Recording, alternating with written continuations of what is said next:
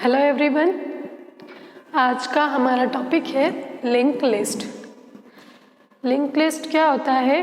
जैसे प्रीवियस में पहले क्या किया जाता था, यदि हम प्रोग्राम के एग्जीक्यूशन से पहले उसको मेमोरी एलोकेट कर दें तो वो मेमोरी क्या होती है, वो स्टैटिक हो जाती है। वो मतलब प्रोग्राम के एग्जीक्यूशन के टाइम पे उसमें चेंजेस नहीं किया जा सकता। तो इसके ऑप्शन में एक ऐसी स्ट्रेटेजी लेके आए जिसमें क्या किया जाए, प्रोग्राम के एग्जीक्यूशन के समय मेमोरी में चेंजेस किया जा सके। तो इसे क्या कहते हैं? लिंक लिस्ट डेटा स्ट्रक्चर कहते हैं। तो आज हम इसी के बारे में पढ़ने जा रहे हैं। Link list are a special list of some data elements link to one another. Link list जो एक ऐसा स्पेशल डेटा एलिमेंट होता है जो कि एक दूसरे से कनेक्टेड होते हैं।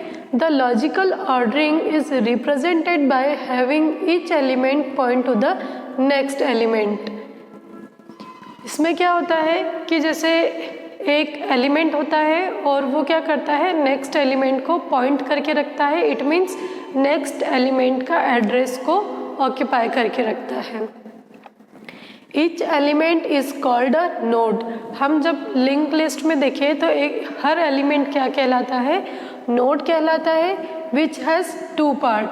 हर नोड के टू पार्ट्स होते हैं। कौन से होते हैं? एक तो इंफॉर्मेशन पार्ट होता है विच स्टोर द इंफॉर्मेशन। वो क्या करेगा? इंफॉर्मेशन पार्ट इंफॉर्मेशन को स्टोर करके रखेगा।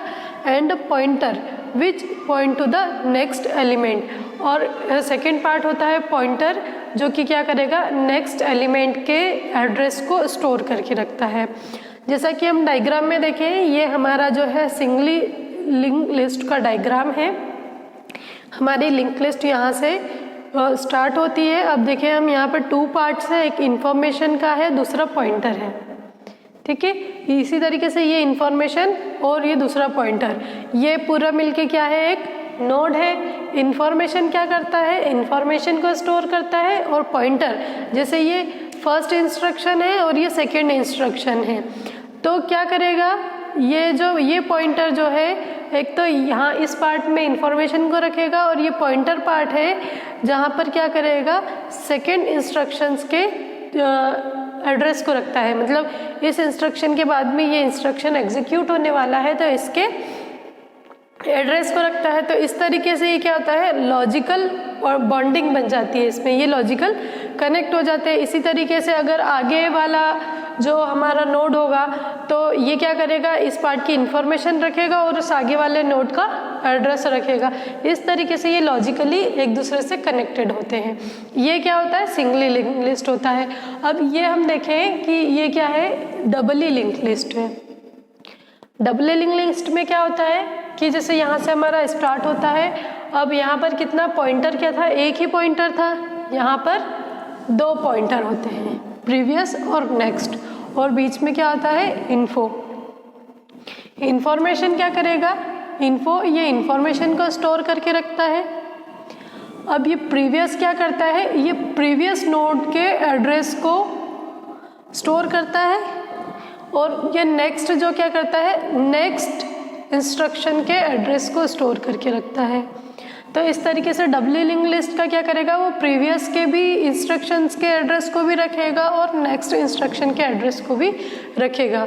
इट मीन्स जैसे हमारे सीपीयू में एक इंस्ट्रक्शन जो एग्जीक्यूट हो चुका है या फिर उसके जो इंस्ट्रक्शन इस नोड के पहले है उसका एड्रेस को रख रहा है, और दूसरा जो इस नोड के बाद में है उसके एड्रेस को रख रहा है। तो ये इस तरीके से डबलिंग लिंक लिस्ट होती है। फिर एडवांटेज, लिंक लिस्ट का एडवांटेज क्या होता है? Link list are dynamic data structure. Link list dynamic data structure है। इट मीन्स ये क्या कर सकता है? प्रोग्राम एग्जीक्यूशन के टाइम पे ग्रो भी हो सकता है और श्रिंक भी हो सकता है। ठीक है। अब efficient memory utilisation. Efficient memory utilisation में क्या होता है कि इसमें जो मेमोरी का अलोकेशन होता है वो प्रोग्राम के एग्जीक्यूशन के टाइम पर होता है। इट मीन्स जब प्रोग्राम को जितनी मेमोरी की नीड होगी वो उतनी ही मेमोरी का यूज़ करेगा। रिमेनिंग मेमोरी को क्या कर देगा, वो फ्री रखेगा। इस तरीके से इसमें मेमोरी यूटिलाइजेशन बहुत अच्छे तरीके से होता है। और अगर कंपेयर करें हमें प्रीवियस से, जिसमें मेमोरी को पहले ही एलोकेट कर दिया जाता है, इसमें अगर मान लो हमारा प्रोग्राम छोटा है और मेमोरी हमने ज़्यादा एलोकेट कर दी, तो रिमेनिंग जो मेमोरी का पार्ट है वो अनयूज्ड है और उसे कोई और प्रोग्राम यूज़ नहीं कर सकता। लेकिन यहाँ पर क्या होगा, एग्जीक्यूशन के टाइम पर जब हमने जो है प्रोग्राम का मेमोरी एलोकेट करी, तो मेमोरी का यूटिलाइजेशन बहुत अच्छे तरीके से हो सकता है, क्योंकि अगर वो रिमेनिंग मेमोरी है उसको कोई दूसरा प्रोग्राम भी यूज़ कर सकता है। Insertion and deletion are easier and efficient. Link list में किसी भी नए नोड को इंसर्ट करना ये इजी होता है और उसे डिलीट करना भी बहुत ज़्यादा इजी होता है। नेक्स्ट है डिसएडवांटेज। डिसएडवांटेज में क्या है, more memory. If the number of field are more, the more memory space is needed. अगर हमारे पास क्या है कि नंबर ऑफ फील्ड ज़्यादा है, क्योंकि रनिंग टाइम पर हम मेमोरी का एलोकेशन हो रहा है, तो नंबर ऑफ फील्ड ज़्यादा होंगे तो हमको क्या करना पड़ेगा, उस टाइम पे ज़्यादा मेमोरी को एलोकेट करना पड़ेगा। जैसे नंबर ऑफ फील्ड ज़्यादा है तो नंबर ऑफ मेमोरी ब्लॉक्स भी क्या होंगे, ज़्यादा की ज़रूरत पड़ेगी। ये इसका डिसएडवांटेज कि बहुत ज़्यादा मेमोरी की नीड पड़ सकती है इसमें।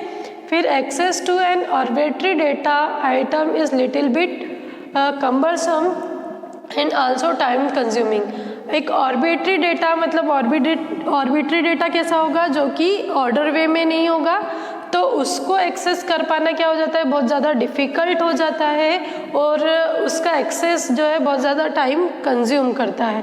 तो ये जो दो थे वो डिसएडवांटेज थे लिंक लिस्ट के, और ये तीन जो है हमारे एडवांटेज हैं लिंक लिस्ट के।